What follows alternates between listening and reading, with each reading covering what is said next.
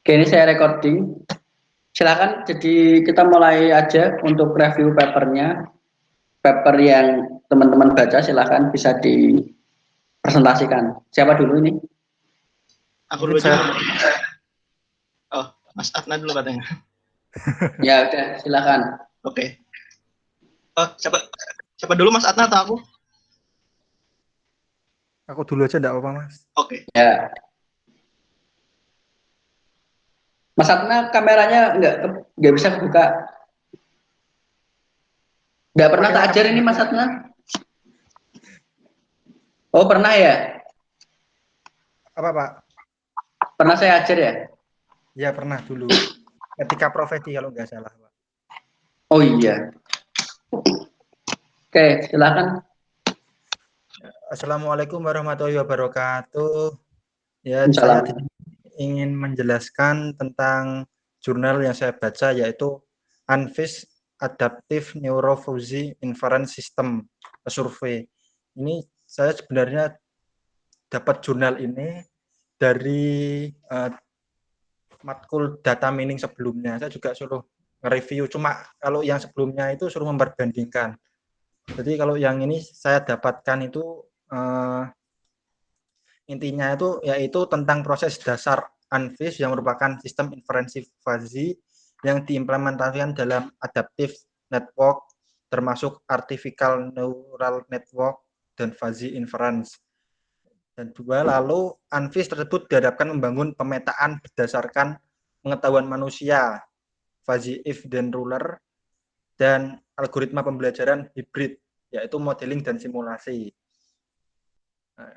Terus permasalahannya yaitu menggambarkan arsitektur sistem inferensi fuzzy berbasis jaringan adaptif atau UNFIS dengan mekanisme penalaran. Yang kedua, meningkatkan kualitas yang dihasilkan dari aturan fuzzy if then. Sebenarnya di abstraknya juga ini tertulis yaitu untuk lebih efektif dan lebih cepat dalam settling time, mengatur waktu, kurang lebih kalau yang di abstraknya seperti itu. Lalu lanjut, metode yang digunakan yaitu menggunakan literatur survei jurnal sebelumnya. Ya, literatur surveinya ini ya terkait dengan ANN dan FL.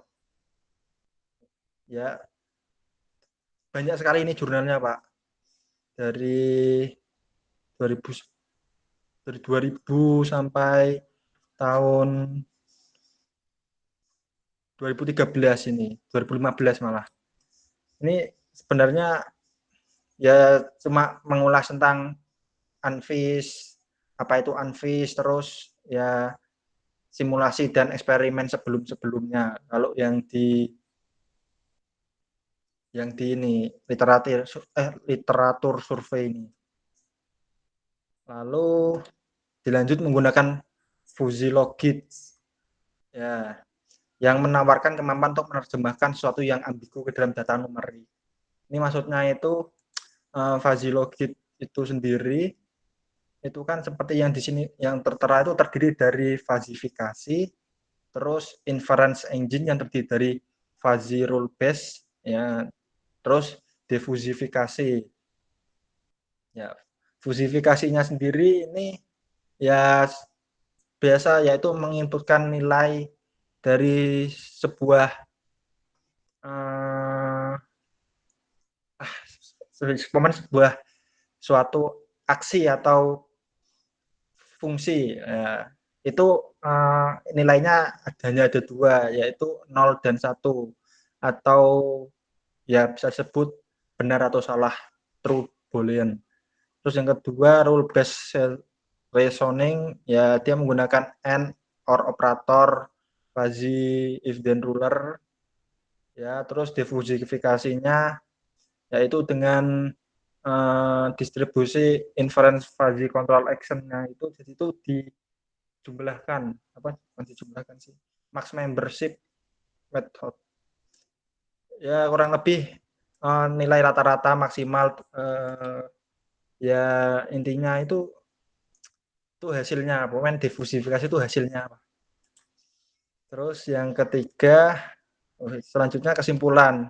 Kesimpulannya dengan menggunakan algoritma pembacaan hybrid, arsitektur yang diusulkan dapat meningkatkan kualitas yang dihasilkan dari aturan fuzzy if then yang relevan yang diperoleh dari pakar manusia untuk menggambarkan perilaku input output dari sistem yang kompleks karakteristik kompleks kurang dan terus karakteristik ini sangat berguna untuk sistem pemodelan yang tidak ada deskripsi analitis yang tersedia, tapi perilaku dapat dijelaskan oleh pakar manusia.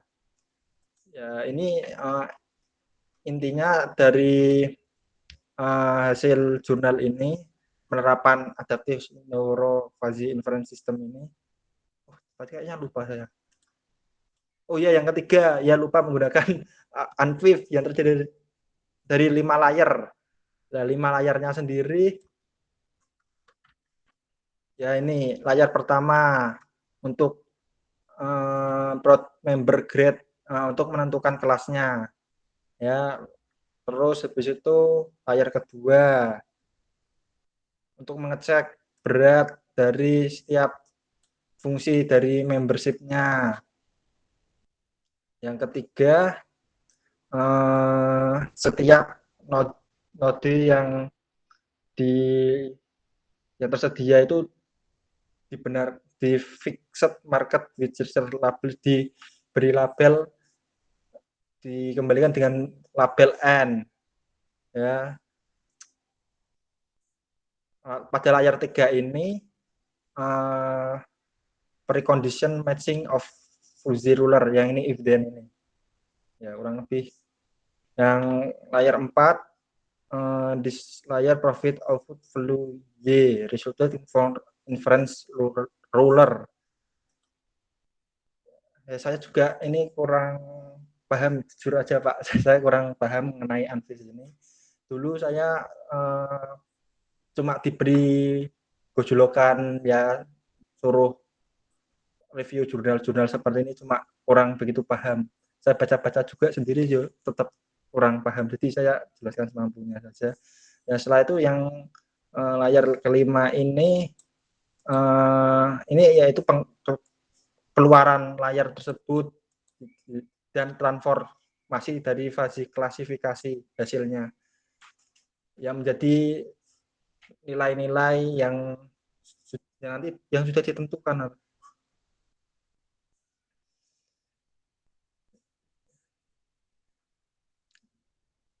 Lalu kembali ke kesimpulan tadi, dengan menggunakan pembacaan hybrid, arsitektur yang diusulkan dapat meningkatkan kualitas yang didapatkan dari aturan fuzzy if then yang relevan dengan yang diperoleh dari pakar manusia untuk menggambarkan perilaku input output dari sistem yang kompleks.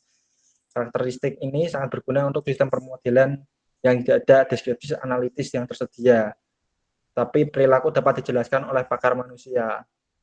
Ya kurang lebih kalau saya lihat sendiri ini, maksudnya sistem pemodelan yang tidak ada deskripsi analitis yang tersedia itu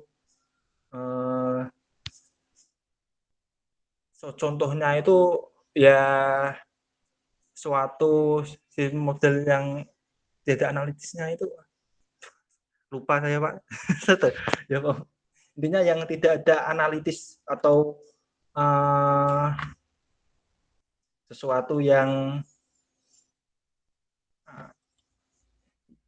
analitis itu sendiri, ya. Terus yang terakhir, apakah hasil penelitian tercapai? Ya, dia menerapkan AFIS dan algoritma pembelajaran hybrid itu meningkatkan kualitas hasilnya dari if then rule. Ya, penerapannya sendiri di bagian learning algorithm of ANFIS ini kan dengan parameter tadi, layar 1, layar 2 node itu yang dikombinasikan dengan fasilitasi rule if then, ya, nanti akan mencetak sebuah parameter input output, ya, dan hasil yang diperoleh dari hybrid learning algorithm ini juga ya seperti ini, forward pass, back pass. Saya juga kurang begitu mengerti ini Pak. Ya, kurang lebih seperti itu yang bisa saya sampaikan. Oh, dan penelitian selanjutnya. Kalau penelitian selanjutnya, kalau menurut saya itu ya mungkin saja. Karena ini kan terkait dengan apa namanya sistem rule if then dari dari rule if then dari fuzzy logic itu dan diterapkan di adaptif di AFIF itu ya mungkin ada penelitian lebih lanjut ya, karena ya ini kan sangat kompleks, sangat apalagi yang layar 4 ini, layar 4 ya itu kan cocok untuk penggunaan rule strength first order polynomial ini. Jadi ya mungkin saja. Ya, kurang lebih seperti itu, Pak. Sudah? Assalamualaikum warahmatullahi wabarakatuh. Salam. Oke, baik. Teman-teman ada tanggapan? Silakan. Siapa saja silakan. Mas Kevin, Mas Agusta, Pak Ani boleh.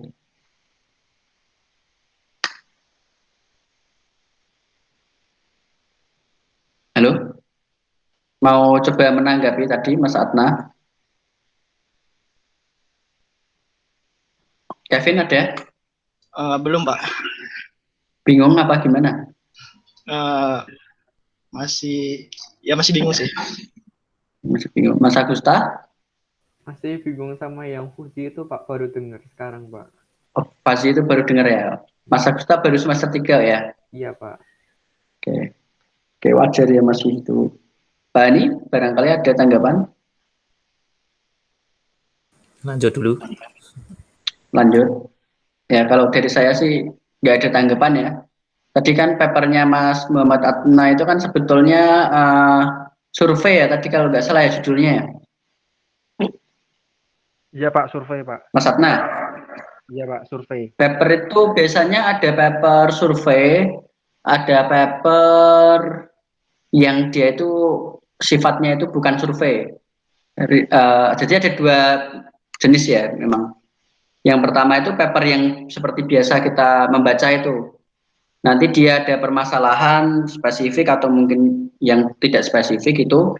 Terus habis itu kita mungkin menerapkan algoritma atau mungkin dia memodifikasi atau memperkenalkan algoritma yang baru. Kan biasanya seperti itu. Itu yang paper biasa lah. Tadi yang dari Mas Muhammad Adna itu sepertinya itu paper survei ya. Kalau paper survei itu arahnya itu dia mengumpulkan berbagai literatur penelitian yang orang lain seperti itu, kemudian dia melakukan survei terhadap penelitian-penelitian tadi. Tentang apa lah? Tentang ANFIS tadi, apa namanya? Adaptive Neurophagy Inference itu ya. Jadi di sana dia mensintesa ya, dari semua penelitian yang ada itu disintesa sama dia, kemudian dianalisis, lalu dia memaparkan hasil analisisnya dan menyimpulkan gitu. Misalnya, oh ANFIS ini cocoknya diterapkan di sistem ini dengan sebelumnya dia menjelaskan dari penelitian sebelumnya itu termasuk ini gitu. Jadi kurang lebih tadi itu dia menjelaskan tentang apa tadi ya, fuzzy sama neural network ya itu. Nah, neural networknya kalau nggak salah itu digunakan untuk istilahnya itu support di pembentukan aturan yang ada di fuzzy logic ya. Benar nggak gitu Mas Adna? Iya, Pak, benar, Pak. Saya tadi cuma lihat sekilas saja. Nah, kira-kira seperti itu teman-teman. Kalau misalnya saya tadi keliru, barangkali ingin membaca lebih detail tadi papernya yang sudah disampaikan Mas Muhammad Adna itu bisa dibaca. Oke, berikutnya siapa? Mungkin saya, Pak. Oke, silahkan.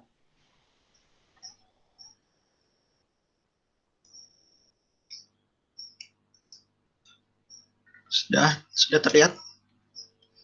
Jadi di sini saya memilih review paper tentang deep learning based recognition untuk huruf Braille. Jadi secara intinya ketika kita memasukkan foto dengan yaitu gambar dokumen Braille nanti ditranslatekan menjadi multilingual Braille, multilingual bahasa. Jadi ini tujuan saya pada paper ini digunakan untuk menghilangkan gap antara orang buta dan juga orang normal di bagian komunikasi, dan juga digunakan untuk semisal orang normal digunakan untuk membaca dokumen yang mana itu menggunakan huruf Braille.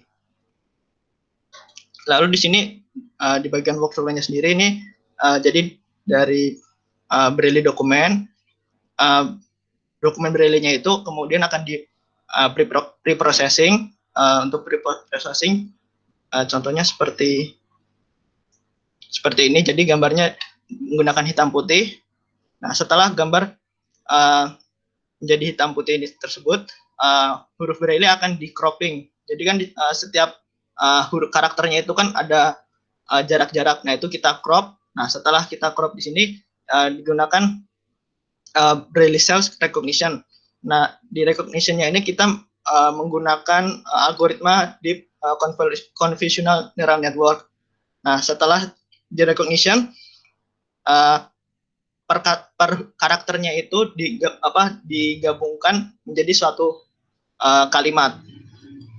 Nah, pada tahap preprocessing ini digunakan berbagai preprocessing metode seperti filtering, grayscale, conversion, dan juga image enhancement. Lalu digunakan juga rotating image jika terdapat masalah pada kemiringan image. Lalu pada bagian Braille cell cropping atau crop karakter Braille-nya ini digunakan algoritma contrastive principal component analysis untuk cropping setiap karakter pada huruf Braille. Untuk yang croppingnya ini saya sendiri juga masih bingung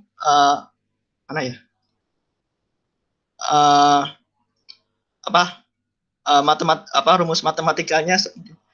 Cuman seperti ini, nilai maksimal Y dikurang dengan minimal Y dibagi dengan R.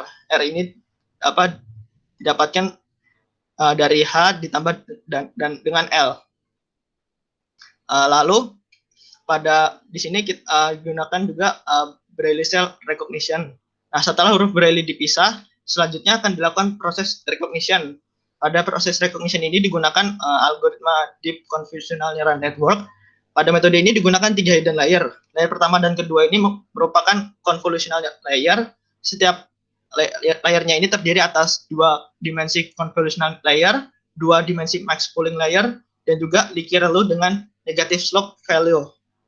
Dan layer ketiga ini menggunakan layer dense yang terdiri atas fully connected linear layer yang mengikuti dari Leaky ReLU pada layer kedua. Setelah di recognition per karakternya itu, pada tahap ini digunakan label dari Braille dikonversi menjadi digit yang merepresentasi kombinasi dari titik Braille. Label ini di-generate dari langkah sebelumnya menurut dari input cells dari CNN model. Nah, untuk arsitektur DCNN-nya seperti ini. Dari input menggunakan image 32 kali 32.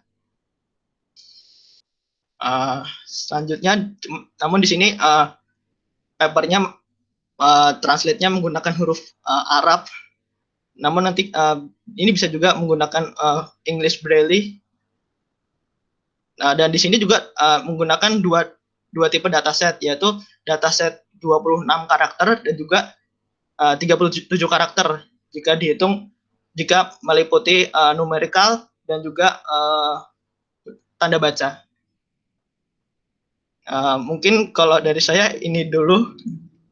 Ada tanggapan dari yang lain? Baik, terima kasih Mas Kevin.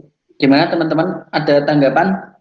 Ini tadi berarti dia klasifikasi ya, klasifikasi sekaligus mengenali tadi ya Braille itu ya. Iya. Berdasarkan gambar ya. Ada yang mau bertanya teman-teman? Silakan.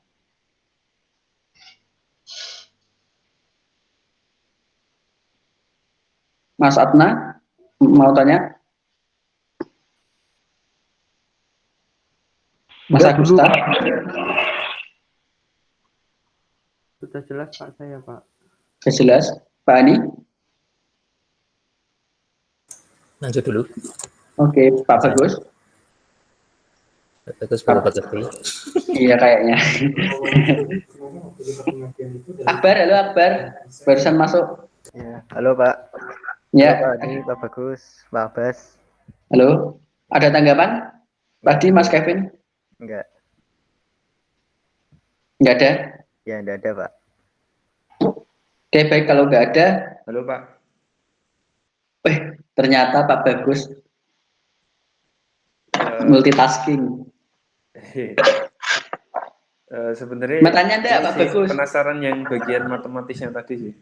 Saat Dipresentasikan, Win. coba lihat, ya mungkin nggak ketang sedikit, inilah bisa dipahami atau dijelaskan. Ya, ini proses untuk ngitung distance ya. Oke.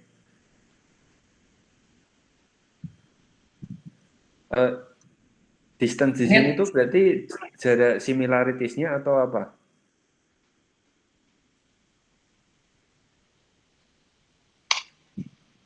Gimana, Masih Kevin? ke-mute, Vin.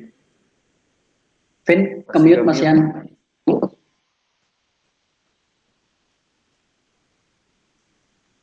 Oh, ya gimana Pak? Tadi Di situ kan ada distance measurement of Braille cell. Nah, distance di situ tuh maksudnya jarak kemiripan satu Braille dengan Braille yang lain ketika dia dideteksi, atau jarak apa, atau apakah mungkin jarak spasial atau apa gitu. mungkin kalau menurut saya jarak antara per karakternya gitu Pak. Jadi kan nanti di sini nanti digunakan untuk cropping. Jadi kan biar tahu mana saja yang bagian di cropping, mana saja yang mana yang enggak gitu loh. Oh. Kayaknya. Cuman ini untuk matematisnya sendiri aku juga masih bingung, Mbak. Ya max-nya ini tuh dapetnya dari mana gitu loh, Pak. Jadi ini untuk matematisnya ini sendiri aku juga masih belum paham juga. Oke, misalkan yang di gambar itu katakanlah itu ada R tuh berarti row ya. Iya, kayaknya row. Row, high mungkin height ya, kemungkinan besar ya. Columns. Bener nggak? Kalau Bukan ada di atasnya ada keterangan enggak? Keterangannya adanya- Biasanya kalau simbol-simbol itu dijelaskan. harusnya ada sih. kayaknya nggak ada sih Pak. Ini ada apa? This dua dot braille-nya ini represented dengan X-min, Y-min, X-max, dan Y-max. Di bawah mungkin. Nggak ada Pak. Ini langsung masuk ke braille cell recognition. Oh, berarti kurang detail itu. Iya. Makanya itu aku juga bingung ini Y-max-nya tuh dari mana dan Y-min-nya tuh dari mana? Entah dari karakter apa setiap dots-nya ini atau apa gitu loh. Jadi untuk matematisnya ini sendiri aku juga masih belum bisa jelasin, mungkin dari Pak Hani atau Pak Abbas atau dari Pak Bagus mungkin ada yang bisa menerangkan. Coba yang atas itu kalimatnya apa tadi? Tas 1 itu. Ya mana? Sajane kita isi. Itu kan dia kan untuk menghitung Lom dan segmentasi gambarnya toh. iya. Regionnya. Bukan Iya. diperlukan baris sama kolomnya. Iya. Terus yang ke bawah tadi coba di gambarnya itu kan udah jelas itu H itu height gitu. H itu height. W itu adalah width. Terus L itu gap vertikal. Gap vertikal antara yang tersegmentasi di atas sama yang bawah. Terus yang C itu gap horizontal sama sebelahnya. Oh, berarti ini tuh W itu dots dari kolomnya itu ya. Berarti kalau misalnya ini kan W-nya di sini kan yang di sininya kan ada satu dot, berarti itu dihitung satu ya? Atau gimana, Pak? Bukan, ini buat nge-crop tadi. Jadi dia buat segmentasinya dulu, apa istilahnya potongannya dulu. Nah, potongannya itu kan dia harus cari apa tadi namanya? Num of rows sama num of columns itu. Nah, nanti mestinya diteruskan ini mencari koordinat dari setiap sel. Nah, ini setiap sel tadi baru dicari koordinatnya dengan cara IJ, perwakilan koordinatnya. Najal coba ke bawah. Nah, Nah, Iya toh? oh, oh, alah. Oh, iya, iya, iya. Iya kan? Iya. Tadi neuronam no, yang atas neuronam kan namanya. Apa? Yang atas tadi namanya apa? 6 overall. Jenenge ya ora konsisten no, ngasih. Ya, harusnya itu 6 rows itu ya, yang di bawah itu loh, Yemin plus row 6. Itu harusnya 6 rows itu. Lah Oh, kok oh, oh, oh, iya, iya, iya, iya, Pak, iya, Pak. Iya, ya mungkin. kan? Iya, bener, Pak. Harusnya kan dilanjutkan itu. Coba ke Iya. bawah lagi. Ke bawah lagi coba, barangkali saya keliru. Nggak ada sih, Pak, untuk yang bagian cropping cuma sampai sini saja, Pak. Ya, Nah, terus akhirnya dia bisa nge-crop. iya. Ini sudah sampai sini udah nge-crop sih, Pak. Nanti tinggal di recognition pakai DCNN. Dia itu menggunakan rumus itu loh, Gus, apa namanya, sing motong-motong gambar tapi ukurannya udah fix gitu. Nah, nanti width keseluruhannya berapa?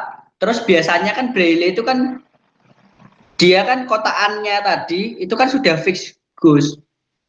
Iya, betul. Nggak mungkin alignmentnya itu beda-beda loh setiap kata itu, setiap Iya. apa namanya digit. Ya, berarti kan aslinya ini kan matematisnya mudah loh sing asli, karena nggak konsisten aja jadi agak Iya, sulit. apa Iya. kurang penjelasan sih, Pak. Ini dipublish di jurnal apa tuh, Vin? Aku searching dari ResearchGate sih, Pak. Iya, di atas jurnalnya apa namanya? Coba di atas spot. Ini Pak, dari Arab, Pak. Komputer materials itu atas sendiri tuh. Iya, ini atas komputer materi. Kenapa Gus? Ini publish di sana. Enggak. Kontak we. Makanya Komputer materials N apa tadi? Continuous.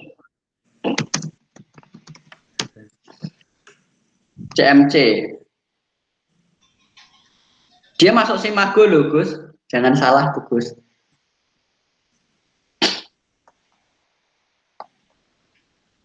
Masuk Simago, Gus.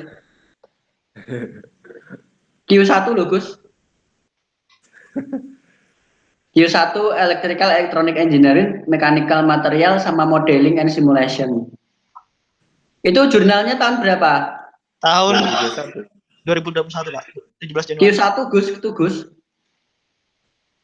Wah, ada ini. Ada tempat ini. Publishernya dari Tech Science Press.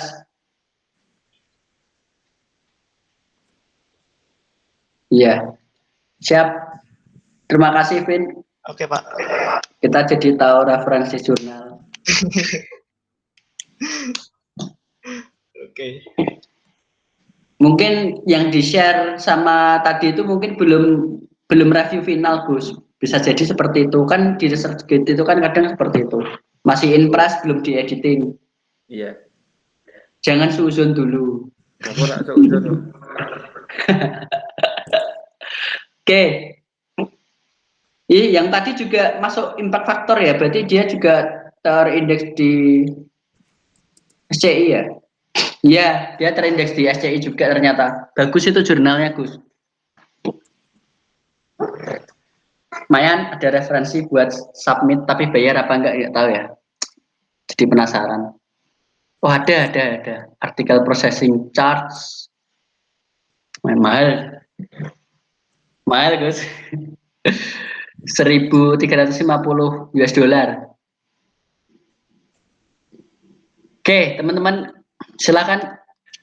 Ada yang mau review lagi selain Mas Kevin tadi udah, Mas Atma juga sudah. Mas Agusta, boleh coba-coba review, silakan. Ya, boleh Pak, coba Pak. Ya, enggak apa-apa. Semester 3 bagus itu malahan.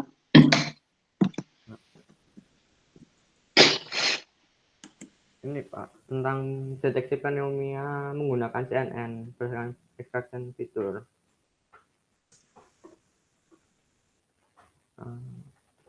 Abstraknya pneumonia merupakan penyakit menyerang paru-paru. Ini penelitiannya menggunakan deteksi pneumonia menggunakan X-ray, menciptakan sistem otomatis untuk mendeteksi pneumonia bermanfaat untuk mengobati penyakit tanpa keterlambatan. Jadi deteksi dini terlebih dahulu, Pak. Kemudian metode yang digunakan menggunakan CNN berdasarkan fitur extraction. Inputnya berupa X-ray seperti ini. Kemudian masalahnya keterbatasan fitur sebelumnya.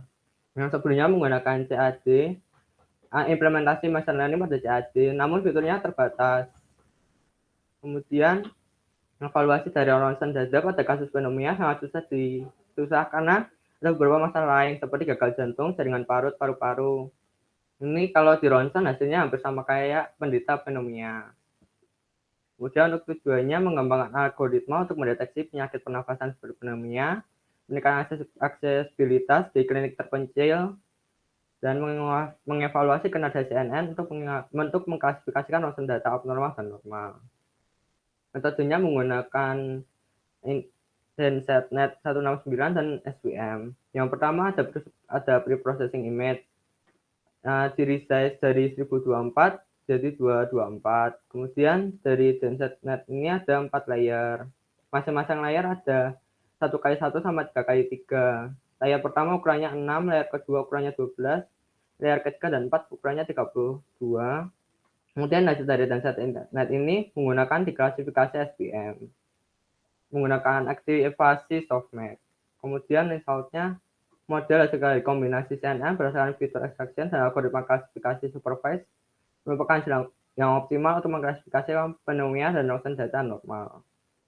Kemudian untuk konklusinya, penelitian ini untuk meningkatkan kecakapan medis di berbagai bidang, di mana radioterapis masih terbatas. Ini buat yang daerah terpencil kan masih radioterapisnya masih terbatas. Kemudian untuk memfasilitasi diagnosis dini pneumonia untuk mencegah hal yang lebih buruk termasuk kematian. Kemudian untuk penelitian selanjutnya mungkin akan mengembangkan algoritma yang lebih efisien lagi untuk mendeteksi pneumonia supaya lebih akurat lagi, Pak. Sekian sih, Pak. Sudah? Sudah, Pak. Itu paper dari mana papernya? IEEE apa-apa? Iya, Jurnalnya dari mana? IEEE, Pak. IEEE conference apa-apa? Di bawahnya gimana? Dibesar kayak coba? Nggak kelihatan. Yang ini, Pak. Yang di halaman pertama. Ini halaman pertama, Pak. Oh, berarti nggak ada keterangannya ya? Oke. Oke, siap. Ada yang mau ditanyakan, teman-teman? Ada yang mau menanggapi? Silakan. Lumayan ini menarik juga. Dia menggunakan CNN, tapi arsitekturnya tadi DenseNet ya. Berarti dia transfer learning ya, mungkin ya? Iya, Pak. Transfer learning ya? Iya. Berarti dia sudah, oh iya benar. Dia transfer learning DenseNet, lalu di fully connected-nya itu diganti menggunakan support vector mesin ya buat klasifikasi ya. Iya, Pak. Klasifikasinya SVM. Gimana teman-teman? Silakan. Kevin, ada tanggapan? Belum, Pak. Jelas ya? Jelas, Pak. Oke. Mas Akbar? Belum ada, Pak. Oke, Mas Atna? Belum, Pak. Sudah jelas. CNN tahu, Mas?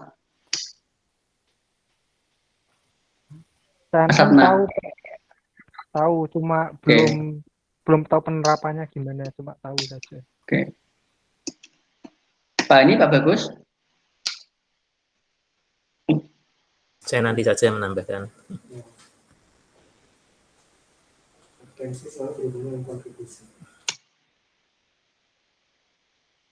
Gimana Pak Bagus? Nggak ada? Cek. Tes. Ya. Silakan Pak Bagus yang pengen belajar neural network. Ya, saya Pak, kondisiku agak lemot. Saya cuma pengen tahu bedanya DesNet itu apakah hanya model atau arsitekturnya yang membuat dia beda sama convolutional network Biasa. atau itu bukan merupakan bagian dari itu atau gimana?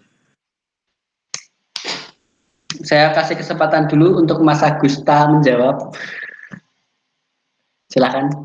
Kalau tadi saya sih nyari tentang DNSNet itu ada berbagai macam sih Pak. Ini ada DNSNet 121, DNSNet 201, sama DNSNet 264. Itu yang dipakai tadi DNSNet berapa? Yang 169 Pak. 169. Bedanya DNSNet sama CNN biasa yang ditanya ke Pak Bagus tadi. Nah, kalau yang itu saya masih belum begitu penting sih Pak. Oke. Itu arsitektur Gus. Ini sing jawab aku lagi nih Gus. Halo. Oke. Yang membedakan itu arsitektur. Arsitekturnya jelas beda ya. Nah, dia itu punya sesuatu yang dikenal kalau apa ya istilahnya itu ada sesuatu yang baru juga. Jadi namanya itu blok, ya, dense block itu. Jadi di dalam layer lapisan tadi itu di dalam blok lapisan tadi itu dia itu terkoneksi secara dense itu loh. Secara dense apa? Padat ya.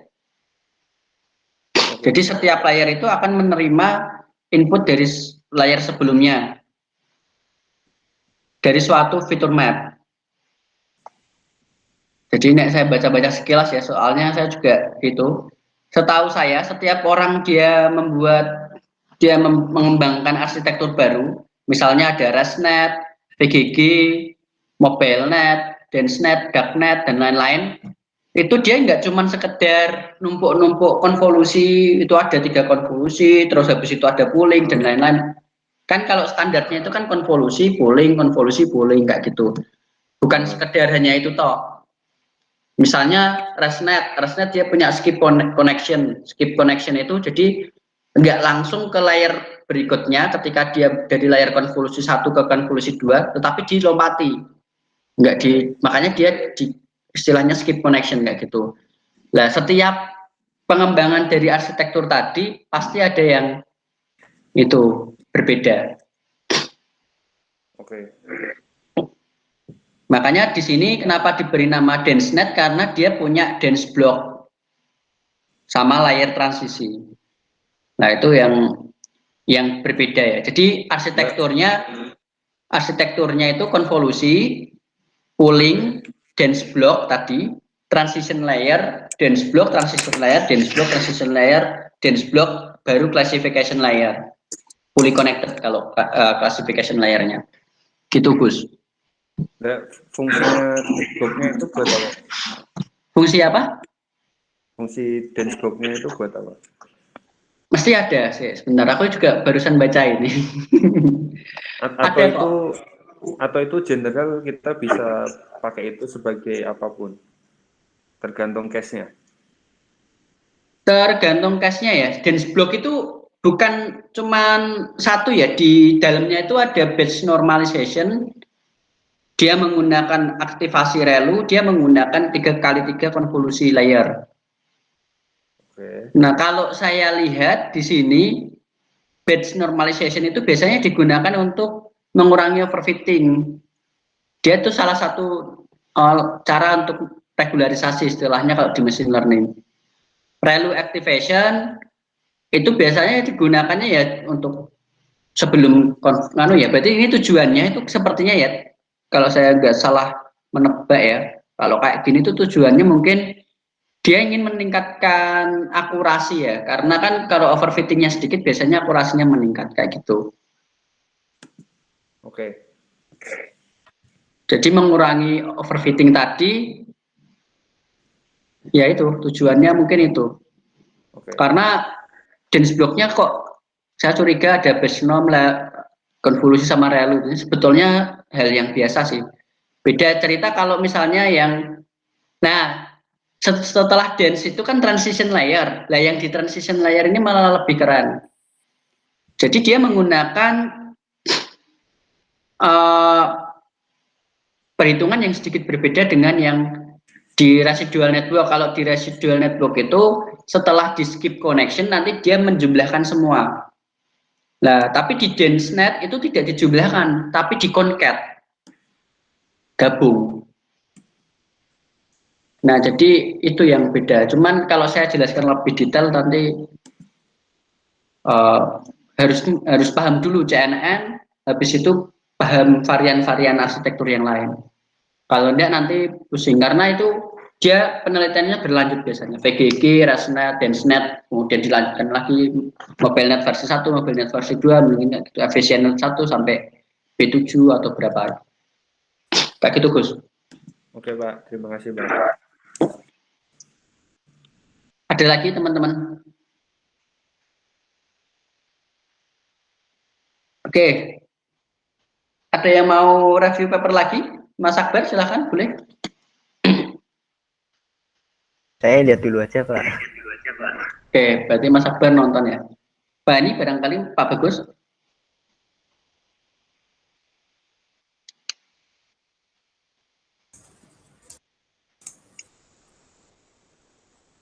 Oke, saya sedikit tambahkan aja ya. Jadi, Oh, siap. karena tadi ini kan banyak ini ya pembahasan soal papernya dari mana gitu ya. Terus kemudian ada jenis paper juga. Jadi ya sedikit pengetahuan ya bagi teman-teman yang di sini bahwa sebenarnya paper itu tujuan utamanya berbagi ide. Format itu sebetulnya itu tidak terlalu penting sebetulnya format itu sebetulnya. Tapi sekarang itu agak kebalik gitu ya. Jadi format itu jadi salah satu syarat utama kalau di paper itu. Jadi kalau formatnya salah, dia langsung di reject biasanya begitu. Nah, tapi kalau dulu itu tidak begitu. Jadi kalau dulu itu fokus utama kalau teman-teman pernah lihat paper-paper yang legendaris kayak tadi ada yang bikin Fasi kan, coba nanti cari papernya ini Lotfi Sade, nah itu. Atau kalau yang deep learning coba cari papernya Hinton yang itu tahun 90-an tahun 90-an tahun 2000-an itu. Jadi teman-teman di sini akan melihat satu format paper yang mungkin tidak biasa begitu ya dari bahasanya juga. Nah, tadi kembali ke tadi sedikit menambahkan, jadi ada jenis paper yang technical ya, jadi membahas soal teknis itu yang dibahas oleh Kevin sama siapa tadi? Agus Tai. Hampir semua nih tadi ya. Jadi selain yang pertama tadi siapa? Pertama tadi Mas Atna ya. Nah, selain saya Mas Atna tadi kan review ya. Jadi semuanya bersifat teknis. Nah, kalau di teknis itu biasanya ada permasalahan diselesaikan secara jelas. Tapi kalau di review biasanya itu melihat pola gitu ya.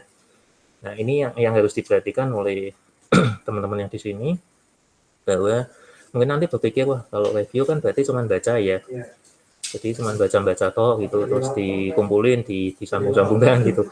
Jadi teman-teman di sini paper review itu lebih sulit daripada paper technical. Karena paper review itu harus seseorang yang memang ahli di bidangnya. Nah, tapi gini, hati-hati teman-teman yang di sini karena pandangan itu tadi. Wah, kalau review cuma baca aja. Jadi kadang ada yang ngirim paper review dan sebenarnya dia bukan ahli di situ. Mungkin baru mahasiswa gitu terus disuruh kamu review sekalian kirim ke jurnal, nah gitu. Itu sering terjadi seperti itu. Nah, kalau itu kualitasnya itu agak sedikit diragukan, teman-teman. Ya, jadi itu harus diperhatikan. Nah, ciri utama yang bisa diperhatikan itu salah satunya gampangnya ini gini. Kalau daftar pustakanya itu referensinya itu paling gampang gitu. Itu review itu namanya review kan berarti dia membaca banyak. Nah, kalau reviewnya kurang dari 100 itu biasanya terutama topik populer ya, seperti kalau sekarang populer yang deep learning ini mesti dia lebih dari 100. Biasanya bagus-bagus ya, kalau dia TOEFL transaction gitu, itu biasanya referensinya itu bisa 123 gitu. Itu salah satu cirinya yang bagus. Jadi gitu. Nanti kalau teman-teman cari itu, misalkan ini paper review nih, biasanya ada tulisannya itu review gitu tuh. Terus cek referensinya. Pertama itu Nah, referensinya cuma 40, 30 itu belum bagus itu. Tapi kalau ada 123, nah itu baru mungkin mulai boleh dibaca, enggak apa-apa. Gitu. Ya, jadi itu salah satu cara membedakannya. Nah, sekarang begini, teman-teman. Tadi kan juga bicara soal namanya ini ya, Simago dan sebagainya tadi ya. Ini coba tunjukkan sedikit-sedikit untuk ini ya, ngecek gampangnya tuh gimana gitu ya. Saya coba kasih sarannya sedikit. Nah, jadi Di share screen aja Pak ini. Nah, ini tak share screen ini. Sudah belum? Oke. Nah, jadi ini Sudah. yang tadi ya. Nah, nanti ini kan dari paper Kevin ya, kita iya. Yang CMC tadi ya. Oh iya Pak. Nah, bagaimana kita bisa tahu kalau paper ini tuh bagus tidaknya ya dari segi statistiknya gitu ya. Artinya ya belum tentu kadang ya. Ini kan sistem itu kan deteksi statistik ya. Jadi artinya kalau secara konten itu sebenarnya yang bisa bagus itu ya manusia yang mereview kan gitu. Tapi ya bisa kita gunakan lah gitu ya. Artinya sebagian besar kemungkinannya bagus itu besar gitu ya. Artinya begitu. Nah, gini teman-teman, nanti kalau misalkan dapat paper bisa dicek aja kalau bahasa Inggris itu ya. Jurnalnya tuh apa nama jurnalnya? Tadi kan ini ya, CMC tadi kan. Nah, kalau mau gampang begini, itu kalau mau itu tuh ada satu web namanya SCR. SCR itu adalah pengindeks. Pengindeks tuh begini. Dia itu tidak menerbitkan papernya, tapi dia itu memilih gitu ya, menyeleksi. Jadi ini jurnal-jurnal yang bagus. Itu dia seleksi, terus dia indeks di situsnya dia. Gampangnya tuh begitu. Ya, nah kalau kita coba ini misalkan, nah ini kan nama jurnalnya tadi. Terus ketika saya SCR itu, kalau mau gampang ini nanti biasanya kalau ada dia langsung ketemu gitu. Nah ini kan langsung ketemu. Nah kalau diklik ya saya tuh si Scientific Journal Ranking. Jadi peringkat jurnal ilmiah, nah gitu ya. Jadi kalau di bahasa Indonesia kan begitu, SCR itu Scientific Journal Ranking. Nah kalau kita lihat di sini nah Simago SCR, jadi SCR itu punyanya Simago, nah gitu ya gambarnya tuh begitu. Nah terus kalau dilihat ke bawah ini, nah ini peringkatnya ini gitu ya. Nah saya tidak akan menjelaskan detail ini apa, terus pokoknya kalau warna hijau ini Q1 ini berarti paling tinggi tingkatannya. Terus ada Q2 ini di bawahnya nanti sampai Q4, jadi paling rendah itu Q4 ini. Nah bagusnya di SCR ini adalah dia punya beberapa bidang ilmu. Jadi kayak yang dari Kevin tadi, kenapa mungkin beberapa rumusnya itu kurang pas gitu ya? Karena mungkin di daerah ini, kalau dilihat ini kan Q2, jadi computer science application-nya dia di Q2. Dengan rumus-rumus dan sebagainya itu di ranah computer science gitu. Tapi kalau di sininya, di electronic electrical engineering-nya dia Q1. Nah, mechanic materials, modeling simulation itu di Q1 di situ. Jadi artinya yang menjadi ini ya kriteria ketat mereka adalah di 3 bidang ini. Ada juga yang kalau di game itu ya, itu computer science, ada yang psikologi gitu ya, computer science sama psikologi. Jadi dia fokus kemananya, kalau computer science-nya atau ke psikologinya gitu ya. Nah, kalau inilah ya, coba saya kasih contoh. Saya cari di sini ya, itu ada inventory, transaction, on games. Nah, misalnya dia ini salah satu yang bagus sekali ya. Nah, ini ya, ini kalau di game ya.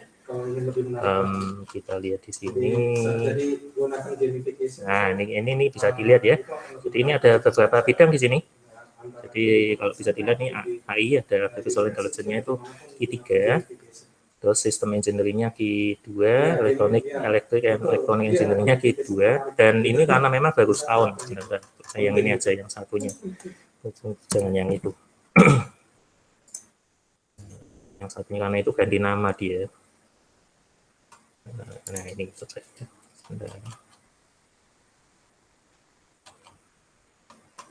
Nah ini ya, nah ini jauh-jauh lebih lengkap lah ya.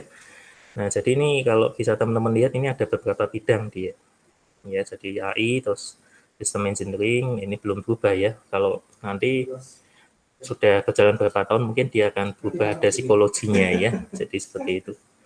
Dan ini Q3, jadi ada beberapa bidang dia Q3 semua. Tapi ada pernah di tahun 2015 dia Q1 ya untuk di Electronic Engineering dan software-nya Q1, kemudian engineering sama AI-nya Q2. Jadi ini memperlihatkan fokusnya dia ya. Jadi dia level fokusnya itu di mana. Intinya kalau Q1 dia lebih bagus ya daripada Q2, daripada Q3 ya yang paling rendah berarti Q4. Nah, selain di SCR maka ada namanya Web of Science. Ya, jadi WOS. Sebenarnya itu begitu. Nah, itu ada kalau misalnya tadi ya kompu yang ini tadi. Nah, kita copy ya. Saya copy terus saya ini Web of Science gitu ya. Sebentar.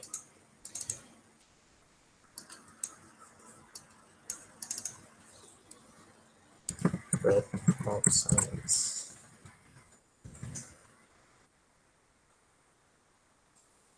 Kalau sulit kita ke situs ini, nah ke sini, jadi MCL gitu ya, atau Master Journalist itu Web of Science, nah gitu ya, seperti itu. Nah ini kita bisa klik di sini, terus nanti dicari nama jurnalnya. Nah ini saya sedikit ajari bagi Anda, bagi yang agak membingungkan nih apa gitu ya.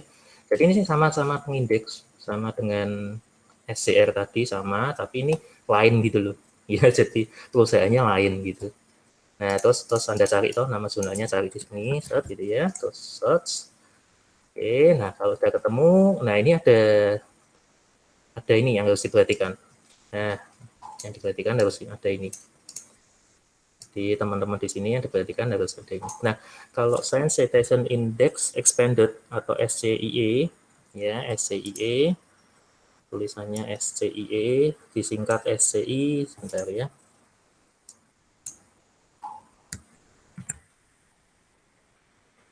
Kita agak lambat.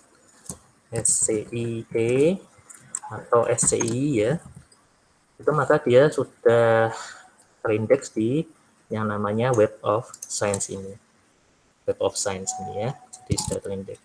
SCIE atau SCI. Nah ini bedanya apa? Kalau ini yang lama, yang baru SCIE. Jadi yang baru-baru itu ya, itu masuknya ke SCIE. Ini yang lama dulu, ya. Nah tapi ada yang satu lagi. Ada satu lagi. Nah ini. Nah ini kan ada ini nama jurnalnya ya, International Journal of Computational Material Science and Engineering. Nah di sini ini beda statusnya, Emerging Source Citation Index, atau disingkat dengan yang namanya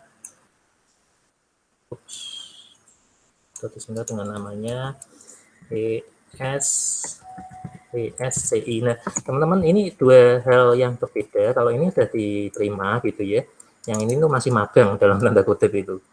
Jadi jurnalnya masih dalam trial gitu ya, belum diterima sepenuhnya oleh Web of Science untuk diindeks ya, tapi dia itu udah potensi gitu ya, potensi begitu. Nah, itu saja sih. Jadi ini lebih tinggi tentunya tingkatannya dari SC. Jadi nanti kalau teman-teman cari paper bahasa Inggris, searching aja di kedua ini. Pertama di SC dulu, ketemu enggak? Di berapa gitu ya, makin tinggi nya akan makin bagus.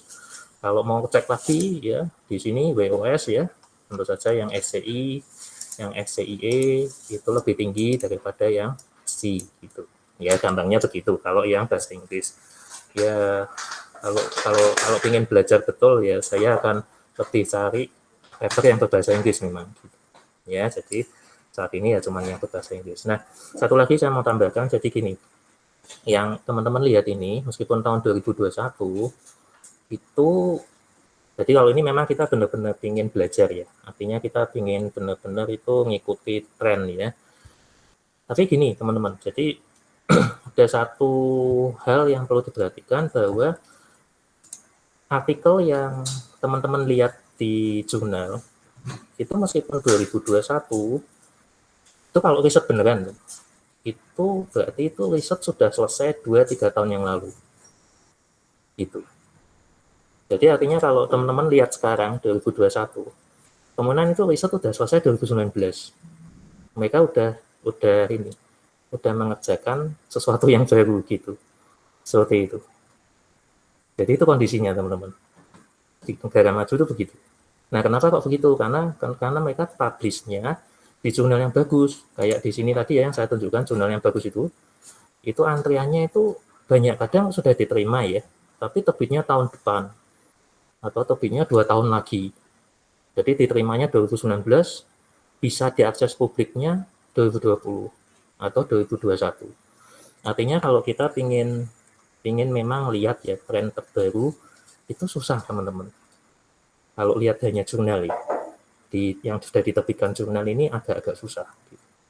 Itu kondisinya seperti itu. Nah, salah satu caranya meskipun mungkin ya beberapa memang tidak melalui proses review yang bagus, itu biasanya peneliti-peneliti itu mempublish dulu yang namanya itu adalah arsip.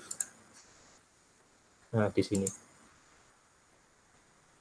Jadi teman-teman nanti misal ya di next time ya, kalau misalnya teman-teman mau melihat ini tren sekarang tuh yang oke apa sih gitu ya, yang benar-benar oke, yang terbaru gitu ya, tidak ketinggalan terlalu lama, maka teman-teman bisa akses di sini, di arsip. Gitu. Nah, kalau di luar negeri, apakah ini boleh digunakan sebagai referensi? Itu masih dalam kontroversi karena arsip ini sebetulnya supaya cepat gitu ya. Jadi ada satu publikasi, ini bukan publikasi jurnal secara resmi begitu tidak, tapi ini seperti repositori sebetulnya. Jadi di sini itu biar cepat gitu. Nah, misalkan teman-teman mau lihat versi yang terbaru itu seperti apa misalkan. Nah, itu teman-teman bisa lihat di sini di tahun yang terbaru, yang 2021 begitu ya. Teman-teman bisa akses di sini. Nah, misalkan begitu. Ya, jadi ini di arsip. Dan arsip ini banyak sekali digunakan untuk yaitu tadi meneliti tren gitu ya. Jadi kira-kira tren yang ada sekarang itu gimana sih? Tapi ya gitu, artinya reviewnya mungkin belum selesai atau belum terbit gitu ya. Kalau bisa teman-teman lihat ini artinya nggak ada kan ya. Ini kan di International Conference taruh sini gitu ya. Seperti itu. Ya.